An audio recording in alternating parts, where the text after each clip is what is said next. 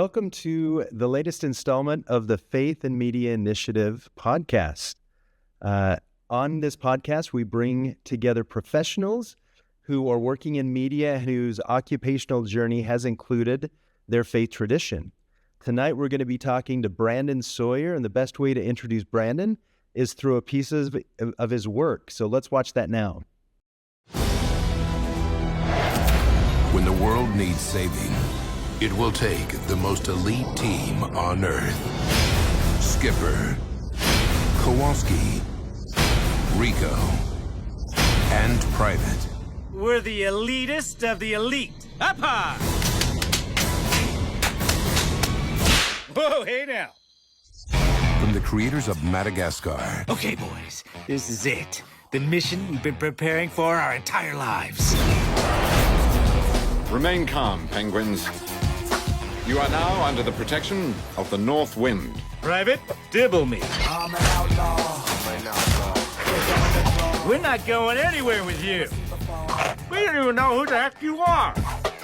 The North Wind is an elite undercover interspecies. Task force dedicated to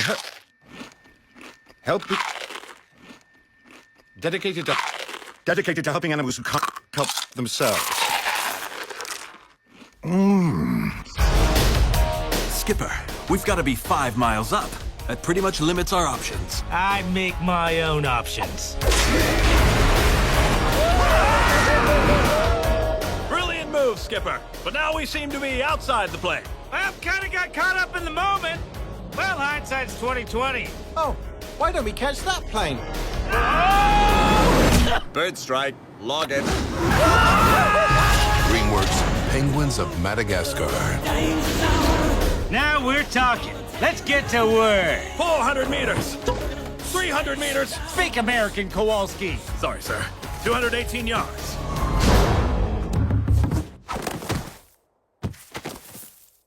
Okay, then. It's clear what we need to do next. Brandon, welcome to tonight's episode. How are you? Thank you. I'm doing very well. Good. It's hard to believe at the time we're recording this, that movie came out 12 years ago, wasn't it? 2014? It's not that hard to believe. Well, many moons ago we did that. Well, that's great. That's incredible that you worked on that. Just give us a short rundown of your career. Actually, it'll probably take longer than a short rundown, but tell us where you started and kind of what got you to that point in 2014 where you were working with DreamWorks. Sure. Well, I was a film student at Brigham Young University, and I came to Los Angeles on an internship upon graduating. And that turned into a writing job for a website that doesn't exist anymore, but, employed me for a little while. And through that website, I met an artist who connected me with this woman who was trying to get into children's entertainment, animation specifically, and had her own ideas, things she wanted to pitch, and had a little bit of money, but was not a writer herself. So the two of us got connected. I did a little bit of work for her. She then took the pitch that I'd worked up for her, her ideas, I should be clear, and took that and sold it and got the show made. And short version, yeah, she made sure that they knew that I had helped her with that and that I was young and cheap and you should give me a shot on something. And so I got connected with people who then kind of mentored me. And since then, I've been in animation exclusively, mostly in television. Penguins was the one movie so far. And that was the DreamWorks relationship came because I had been working on the Penguins of Madagascar TV show for Nickelodeon. And they knew my work. And so when I had come to work for DreamWorks on a separate project, the Penguins movie people came to me and said, hey, would you mind taking a look? And that turned into, hey, would you mind giving us some ideas? And that turned into, hey, could you write those up? Which turned into, hey, could you join us as another writer and help us get this thing moving? Incredible. Well, hey, that's a lot to unpack. Thank you. You summarized that very well.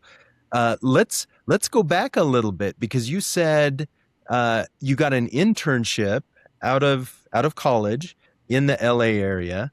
Tell us a little bit more about that. Was that something you found yourself? Was it something the school helped you find? A mentor helped you find? What did that look like?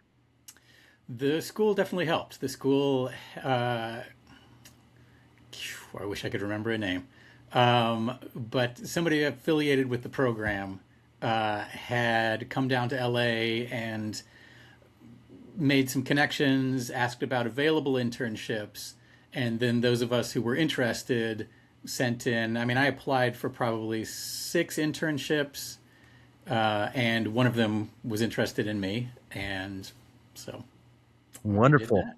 And again, that was writing for on the web for a now defunct, but then probably thriving website. Is that right? I was never thriving. This was Okay. I mean, I'm old enough that that was like early 2000s when anybody, the film production. I interned with a film production company. It wasn't. I didn't intern for the website. The film production company I see. was starting their own website because that's what everybody was doing. And then suddenly the market crashed for those, and nobody was doing that except Yeah. the ones Yeah. that survived that you all know and love today. That's right. That's right. The bubble burst. I remember that.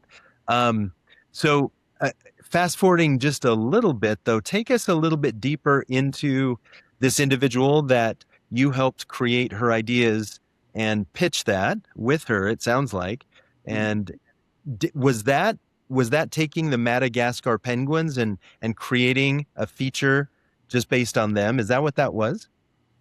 You mean specifically like those Yeah, characters, or was or? it a different project Oh no, altogether? this was well before. I told you I'm old. This was Oh, okay. 2002, 2000, yeah, 2002.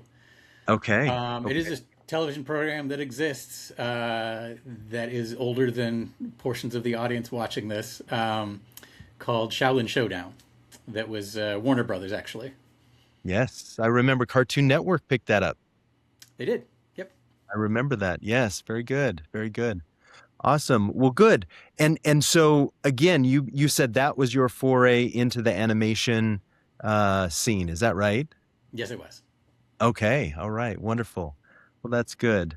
Well, what a great journey. Now, take us from 2014 until today, when Shaolin Showdown, your first opportunity to break open the door of animation, do a little bit more with penguins, and you'll talk, I'm sure, about Boss Baby and some of the other things you've done. But how has that journey gone for you? And then we'll get a little bit deeper into some of those different segments. I mean, no complaints. It's been very good to me. I have loved. I mean, I when I should mention this part of the story that I mentioned the website went under. We all got laid off. That was Monday morning after finding out on Friday that my wife was pregnant with our first child. Wow. And so, yes, it was going into work on Monday before I could even say, "Hey, amazing news! I'm having a baby." It was none of you have jobs anymore. So yeah, those were the terrifying years. But I'm trying to remember what your question was. That journey, yeah. I mean, I fell into animation. I knew I wanted to write. I didn't know specifically that animation would be where I would be writing.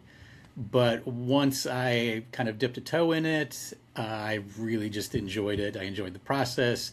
I enjoyed the people. I had very supportive mentors at various studios, at Disney, at Nickelodeon, at Cartoon Network, and other places. And I just really enjoyed the atmosphere. I had fun writing it. As I started having more kids, it was enjoyable to work on things that then they were actually watching, and I could sit and enjoy the experience of having an audience that I know and love, Yes. laughing at things that I had a hand in. Oh, incredible. Incredible. Well, you've mentioned a couple time mentors. So you've had some key people in your life at certain inflection points, it sounds like. You can or don't have to mention names, but maybe talk about each one of those, or at least what they did to influence you that had an impact on your career. Sure. I mean, I'll start with the woman who created Shaolin Showdown. Her name's Christy Wee, and I mean, aside from giving me that initial money that was much needed at the time with that newborn baby, she also, like I said, once she sold the show, she treated it as an obligation to everybody that she was working with, especially once the show got made. I should mention, a show gets made at the time. There were very few shows that had actual staff writing jobs, an actual salaried, you are a writer on this show. Most shows at that time there's one or two writers that are in charge of the writing, and then everything else is freelanced out. So when that show got greenlit, which felt like, oh wow, this is the big break, I had no further involvement, by contract, had no further involvement with the show.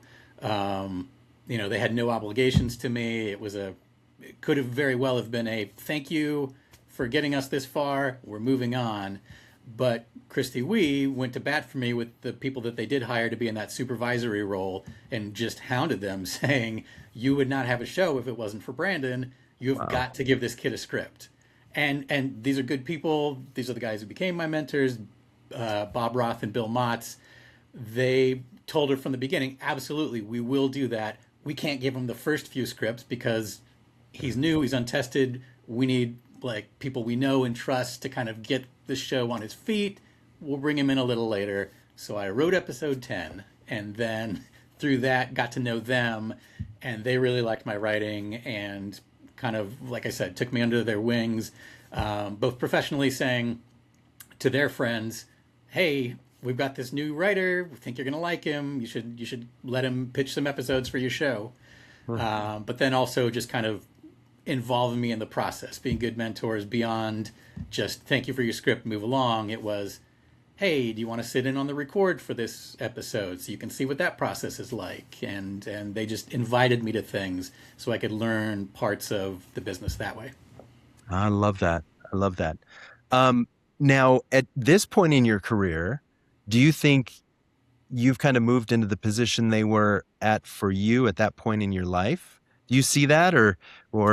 I very intentionally try to be, at least. Yes, we one of the things that we do on both of my series, both Boss Baby and then the one that I'm on for Sony right now, is sit down with the crew and have one-on-one meetings.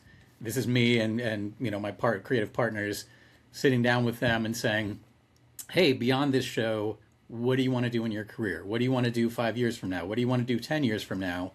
Because we're making a big production here. And if you're a designer, your job focuses on design and maybe you don't get exposed to these other parts. But if we know you have interest in writing, or if you have interest in running your own show one day, we're doing all these other meetings. We can add you to the invite list. You can show up. We're not, protective of the creative process. So yeah, I mean, I try very intentionally to do what other people did for me, of kind of saying, if you want to learn about it by being a fly on the wall, great. Please come on in. Yeah, I love that. I think you'd be very good at that, Brandon. You're that type of person. As you've grown, though, from a staff writer into that executive producer, showrunner position, talk about mindset a little bit. What changes had to come to the forefront for you as you considered, the shift in responsibility and what you had to do to actually create a product and perfect your craft that way? I would say some aspects of it don't change. I mean, the most fundamental thing is, and it's very obvious and basic, but caring, just knowing that you want this to be good. This is not just a job. And that starts with when you're a writer of any little thing, like never being satisfied, of knowing, I want this to be the best that it can be. So that mindset absolutely goes into what it's like to be a showrunner, of just always looking for, all right, is there something we're leaving on the table here? Is there an opportunity that we're missing here for a laugh or for a cry or for whatever you're aiming for? As far as kind of the change from a writing position to show running, the biggest thing is just the time management is completely different. When things are up and running. I mean, when you're producing a television show, it's a waterfall schedule. So you're at, this point, you're starting writing on episode 10 while you're in storyboards and designs on episode 6. Yeah. There's a lot of different things going on different episodes. Yeah. And so once production is up and running, if you're show running as a writer, which is obviously my background, producing, show running, that's your day job. And if you are also writing your own script, or if you're rewriting other material, that's now your night job. That's just, that's your second job that you do after the kids are in bed or whatever else is going on. Yeah. So just accepting the reality of that sleep will suffer. This is from Roman. Your projects appeal to a wide age range. How do you find that sweet spot where a joke lands with both kids and adults? Well, first of all, thank you, Roman. That's very flattering.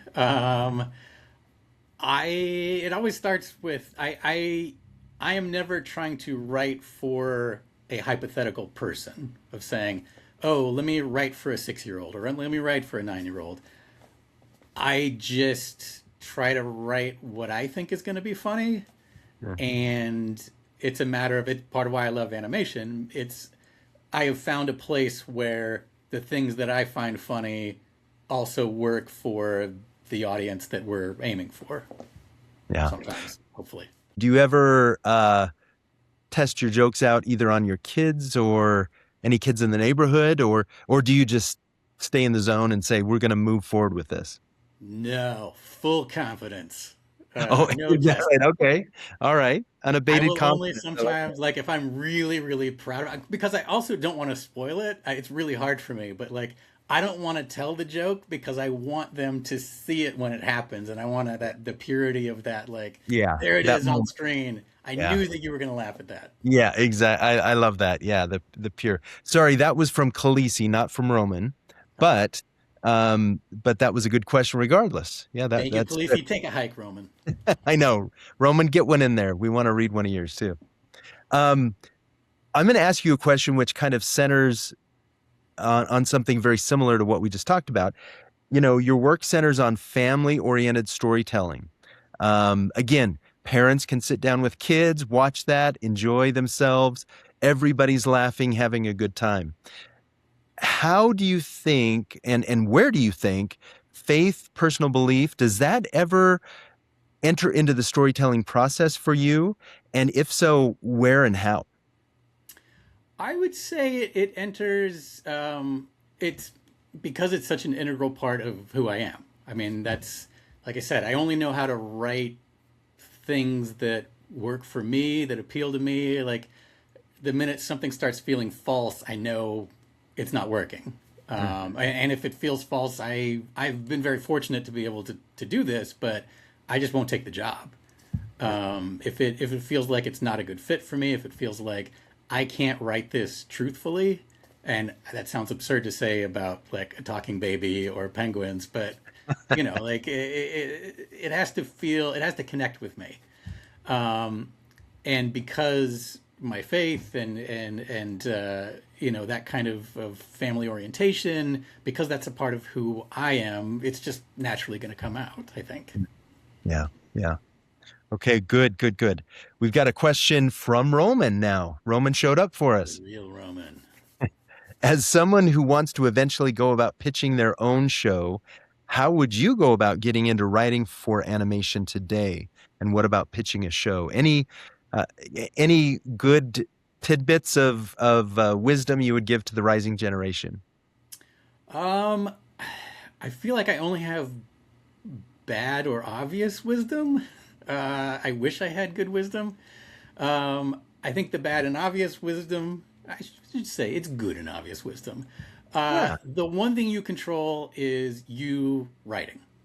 That is the thing that you can do on your own. Nobody can tell you what's wrong. Nobody can say, don't do that. It doesn't require a crew. It doesn't require money. The more you write and the more you show that to anyone, to your friends, to people you care about, people who'll give you honest opinions, you're just going to get better. I mean, that's just how it works. The more you practice as with anything else, the better you'll be. So just keeping in mind that that's how you're going to get there more than anything else. And hopefully eventually, as you're getting better and when you've got something that's just dynamite and undeniable, opportunities hopefully find their way to you, to like, oh, somebody that I showed this to liked this so much that they told somebody else that they told somebody else that happens to be involved at Disney or wherever it is that you want to be. Yeah. Yeah. Beautiful. Great thoughts. And let me ask you a question again. I think it's associated with that. You know, your career spanned decades in animation. So how do you remain relevant? Because, we're talking Cartoon Network, we're talking Sony, we're talking major franchises in animation that you're involved with. So, some people, their star rises and then falls somewhat quickly with maybe a franchise. You've been able to jump and hop to different franchises. How has that happened? How are you relevant? First of all, I don't know that I accept the premise that I'm relevant personally, but taking that as a given, fine, whatever. There's a few things going on. One is that this was a very gradual process for me. I was writing in animation for 14-ish years before I started show running. And so there was a lot of time honing. I mean, I was working consistently during that time, no complaints, loved it, very happy. But there was a long time of kind of learning the craft. So that by the time I went into that first show running job, I felt as prepared as you can. You're never going to be fully prepared, but I felt decently prepared to do that job. I think another factor is that personal background, my father was in the Air Force. I was lucky to live anywhere 2 years. It was usually shorter than that. And so I have a lot of experience with what you today call code switching of, I've moved someplace new. How do I talk now that I live in South Carolina? Like, how do the kids talk now that I'm in Tucson, Arizona, or wherever I am? Like, how do I, I'm not saying abandoning my identity. I'm saying, how do I manifest my personality in this new context? Yeah. And so that background lends itself very naturally, I think, to jumping from show to show. I'm now writing for Penguins. I'm now writing for more of a kind of a action comedy. I'm now writing more for a family comedy or whatever it is. You just get used to finding different voices. And so I think the other answer to your question is that I'm pretty invisible. I mean, not a lot of people know my name. I've never been famous. I've never craved that. And so my career doesn't get so tied to, oh, that's that guy that did the one thing that hit huge and then the bulb burned out. Boss Baby was very successful, but nobody was ever saying, oh, Boss Baby, a Brandon Sawyer production. It's like, yeah, I'm just behind the scenes doing what I do. Yeah, no, that's great. That's a good way to look at that. Ellis is asking this, based on your internship, because you said that was kind of integral, working with somebody at your university to get access there. What advice would you have for students looking for internships? Where to look, how to make your resume stand out, any and all tips based on not only what worked for you, but what you're looking for as well? I would say that's a great question. As far as the where to find them, I'm sorry, I have no idea. But I will say I would not have gotten that internship if Caroline, somebody who was in the office at the film program, she called me out on a very boring initial query letter of application. I, was very businesslike and sincere. It wasn't a form letter, but it was a neutral. It was a, hey, I'm very interested in an internship or whatever else. And I turned it in, and she came back to me and said, I read this. It doesn't sound like you. This could be anybody. So why don't you do it again? So I did it again and put a little more personality. It had a little more comedy in it. And that got a great response from, I probably had 3 interviews out of the kind of 6 that I'd applied for, and then one who took me on as an intern. And the ones that had interviewed me told me, like, hey, really loved your letter. So yeah, like, just because this is also the advice that I give for kind of if you're looking to be a writer, writing your first spec script, your own sample, your own pilot, whatever that is if you're weird, please be weird on the page, because you're not looking for a job that's not a right fit for you. What you're looking for, you're not looking for something that has like 60% appeal to everybody. You're looking for something that has 100% appeal to the one weirdo who shares your sensibility and wants to hire you. Like, yes, you're trying to make a match for you. And so, yeah, be you on that page. And hopefully the right kind of weirdo reads that and says, oh, wow, this person's got personality. This person is somebody that I can see myself getting along with. Let me bring him in for an interview. Yeah. Great suggestions there. Tremedy asks, how would you recommend someone who wants to go into show running get into show running through writing? Is that the best way? Do you think? You're a writer, you went into show running. I mean, what are the different avenues people can pursue? Give some thoughts there. Sure. It's absolutely not the only way. There's plenty of showrunners whose background is not writing, who come from storyboards and leading to episodic directing, leading to supervising directing, and then show running. I would say that still involves knowing how story works. That is pretty crucial to being a showrunner. You have to know what makes a good story. What are the avenues to get into show running? It's not just writing. That's what I heard you say. There's lots of different ways to get into that. And I think that was the majority of the question. Yeah, is what is the best way in your mind? Do you see more writers? Maybe I'll add to that. This isn't asked directly, but do you see more showrunners who have been writers, from their background, or are there certain traits or characteristics that create a good showrunner, regardless of what they've done in the past? I can only speak to my experience, which is, writing is how I got into it. But it's absolutely not the only way in. I guess I kind of already said that. But are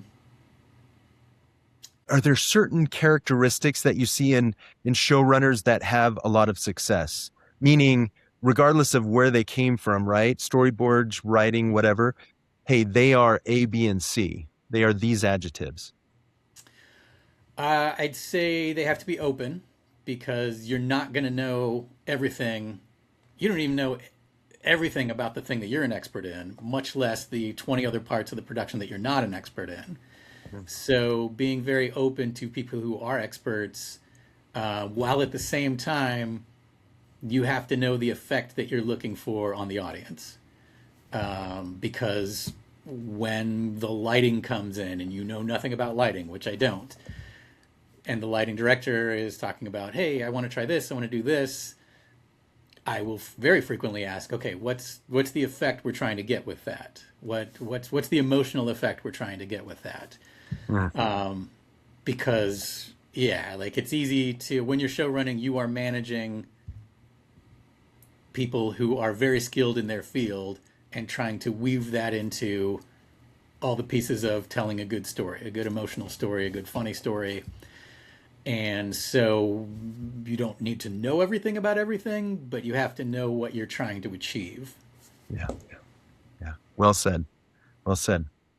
So Jeremy is asking a question. I think we've hit on this a little bit, but I think there's more we could say about it. Much of your work is created for children. How do you keep in the loop with what children will want to watch? And does that change over the years? I do not keep in the loop with what children want to watch. How young is your youngest child right My now? If you youngest don't. is now 16, so I am Oh, I am out of the loop. okay. So I I do pay attention, and that is important. I do watch. I mean, I go see animated movies all the time. I don't see as much animated television, but because you have to be aware to shifts, because it does shift. I just watch an episode of an animated Saturday morning television from 1982. I dare you. You will not laugh very much, just because things change. The comedy changes. Styles of storytelling, the pace of things changes drastically. Much faster paced now. And so you do obviously need to be aware of what else is out there, but at the same time, not chasing that for its own sake. It's, you kind of see what's working, what's appealing to you. Like, oh, that's very interesting. That's a new way of doing that I hadn't thought of. Maybe I could incorporate that into what I do. Yeah. Yeah, that's well said. Crystal is asking, what soft skills do you think are most important for young writers and creatives as they enter the workforce? Let me make sure I understand what a soft skill is. So we're talking about kind of like the intangibles, the personality traits, Yeah, things. Well, I even say almost things you can't teach, just personality traits, characteristics that they bring to the job. The hard skills you can kind of teach. Writing might, a lot of that is innate, but yeah, what are the soft skills, the personality traits? Collaboration, obviously. You are never going to win every battle, and knowing when to take a note and how to take a note, because you are gonna get notes all the time, and you're doomed if you take every note exactly as it's given. It's just, the show's going to be a disaster because you're going to be getting notes from all sides. But at the same time, if every response is, "You idiot! How dare you question my intelligence and my skills? I'm a genius," you're not going to last long either. And so, having the ability to acknowledge the cliche is the note behind the note. They may think that they're having trouble with this, but why are they hung up on that one moment? And kind of being able to.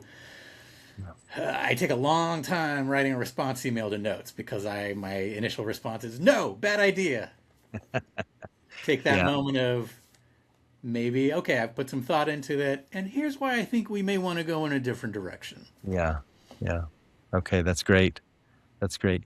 Shamri asks, any book recommendations to help improve script writing? No. Sorry. Okay, no, that's I would great. say there is, and I don't think it's not a good base level, this will teach you how to be a screenwriter book, but this is a little bit of a left field recommendation. It requires some backstory. Okay, so there is an online personality who goes by Film Crit Hulk, like film critic Hulk, as in the Incredible Hulk. And he wrote a book about, it was around the time Penguins came out, about 2014, called Screenwriting 101, I believe it is. And like I said, that's not a good primer. That's not a good, but for me, at that point in my career, I've been writing professionally for 10 years, 11 years, whatever at that point. And it was a good kind of take a step back. How do you approach a lot of different things? How do you approach character? How do you approach storytelling? Let me also give you a caveat. If you do look that book up, it's an ebook. It only exists online. I think you can still find it, possibly even for free. The bit at the time, because it was the Hulk aspect, was that the whole book is in all caps and is unreadable. But if you go halfway into that ebook, it's the same book, the second half, but it is in Bruce Banner text, which has normal capitalization, much more readable. So if you do look up this book, go halfway into it, start there. That's where the real book is. Ignore the all cap stuff. It's the same I content. love that. I love that. That wasn't you writing under an assumed pen name, was it? Absolutely not. There's plenty of things I disagree with in that book, but Okay. there are things that I took out of that book that I absolutely still use and still teach my writers my staff writers. Okay. Love it. Love it. Love it. Whitney asked this about your personal career. Are you pitching new projects all the time, or are you in the enviable position where the work comes to you? I am in the enviable position where work comes to me. I do also pitch. So when I finished Boss Baby, the TV series, the second series, I intentionally stepped away from TV for a little bit and said, I've been writing this one show and producing this one show for, at that point, 8 years or so. Let me step back, take a little bit. And I did work on original pitches, things like that. But yes, then people came to me with the show that I'm on now and said, "Hey, take a look, see if you think you're a good fit for this." Awesome. Matthew is asking, do you have any advice on how to effectively adapt your writing to match a specific show's tone or voice? Does having that skill help a young writer stand out? It definitely helps. It's crucial. That's the job, because with almost no exceptions, you're not going to immediately, first job, create a show, they buy it, you're writing for it, and you're in charge of it. I mean, I should say, there's no almost without exception. Without exception, it's just not going to happen. So your first job is most likely going to be jumping into the voice of a show that exists. I would say trying it. If there's a show that you like, write an episode of it. See how hard that is, or how easy that is, or how natural that is, or what it feels like to try to hit that voice. And again, if you happen to know somebody else who likes the same show, share that script with them and ask, "Hey, how does this feel as an episode of this show?" Emily asked this, again, very similar to a question I asked earlier, but a lot of your work centers on families. How has that been influenced by your own experience as a father? And has your faith influenced the way you depict family relationships? Yes, it's a great question.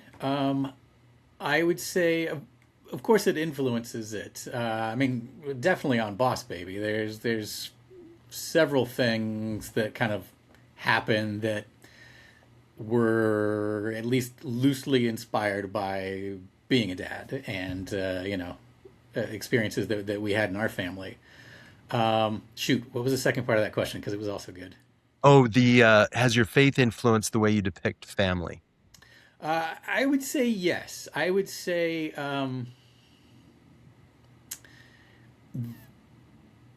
I tend to be a softie, so I try to write families as loving. Like, if you watch Boss Baby, there's conflict, but there's never, I think, any doubt that those people love each other. Not Boss Baby and Tim, his brother. The parents have a very healthy relationship with each other and with the kids. And that is absolutely not me saying that shows where there is friction, where like parents are divorced, like absolutely those should be a part of the ecosystem, because that's the reality for a lot of kids, and they need to see themselves represented. They need to see the like, oh, I'm still normal, that yes, other people are like me. But my own personal background, my own, faith and all the things that contribute to who I am make me a more natural fit for, well, let me depict a family where mom and dad are absolutely devoted to each other, and who are good parents to their kids. And can we make that funny? When we were working on Boss Baby, I will say Parks and Recreation was a big influence on me, because I'm a Gen Xer. I grew up in a very cynical era. Like, our entertainment as a kid was all about sassy and, it was all very sarcastic. And Not that I don't find those things funny. I very much do. But Parks and Rec helped show me, like, oh, people can be nice and can be very kind to each other and still really funny characters, and still have friction, still have conflict. But again, there's no doubt that they care about each other. So that hit at a very good time for me to be starting Boss Baby, and that's how this relationship is going to work. They'll battle, they'll fight, they'll have disagreements, but never any doubt that they care. Yeah, that's great. That's great. Let me ask you a question. Gaze into the crystal ball with me for a moment. The state of the industry. Share what you will about that. Maybe talk about AI a little bit. Any concerns or any ways that actually makes you more productive in your craft. And look at the next 5 years. I mean, it's hard to even see what tomorrow looks like, but the next 3 to 5 years, what do you think the state of the industry looks like based on what you know and kind of trajectory that you might see in your head, at least at this moment? I wish I had a good answer for that. I'm not a great prognosticator, but I will say, right now the industry has been for the past couple of years in the worst state that it's been in the couple of decades that I've been doing this. Sorry to say that, but that's the reality. We have on my current show, just by way of example, our storyboarding team includes people that have run their own shows, and people that are way overqualified to be storyboarding sequences. They're not even directing; they are storyboarding sequences on our show. But just the job market is so tight right now that they were happy to come do this for us and are knocking it out of the park. Very fortunate to have those people. I will say, on a more encouraging front, it does feel like the dip has bottomed out, and you see that Goat was a fairly successful theatrical release. Hoppers was a big one. Mario's its own thing. That was going to be a hit no matter what. But there's more of an appetite that kind of had disappeared for a few years for original theatrical features. Hopefully that's also translating over to television as well. Rising tide lifting all boats, that kind of thing. To answer the other part of your question about AI, I am closer to the sunset of my career than the start of my career. So I have the luxury of saying, I don't care or want to learn this. That is not me giving advice to anybody whose career is starting out. I will say it is a concern for me because I told you the story of how I got my first job. If that same story happened in 2026, there's a very solid possibility that Christy Wee would have said, okay, here's my idea, rather than paying a couple $100 to a kid pretty fresh out of college. Let me feed this idea into AI and just say, put a pitch together based on these ideas. Yeah. So maybe that entry-level job didn't happen for me. And then that's the thing that worries me about, kind of getting the next generation of talent in, is if those development jobs, if those entry-level jobs start being lost to AI, then you're not training the people to then be supervising writers or showrunners or whatever else. Right. That takes away that whole generation, that stepping stone, so to speak, right? To where. Oh, I also do have one other encouraging thing on that front. I was just on a pitch call last week. I won't mention the studios, but in the call, it was a studio, a major studio, talking to a smaller production company that owned the rights to a thing that we want to make a series out of. I'm trying to be vague here. And the conversation from the small production company had a very well-respected, multi-Oscar nominated producer who was asking questions about AI and the process. And the studio bigwig from the animation studio said, we're looking into AI for things that kind of improve pipeline process. But as far as a creative standpoint, it doesn't do it. It doesn't work. It doesn't work for us. It's not doing anything. It can't do the job. And so that I hope is encouraging for people who are kind of looking at the start of career of that's at least one high up studio figure saying, no, we need human writers or this is not going to work. Right. Yeah. Yeah, there's still a need definitely for humans. Well, our time has come and gone, but before we leave, what words of wisdom would you give to a young audience? What would you share?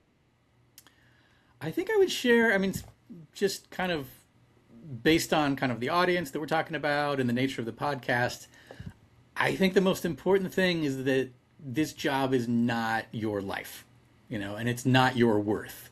And I think if you fall into that trap, that's where the problems start happening.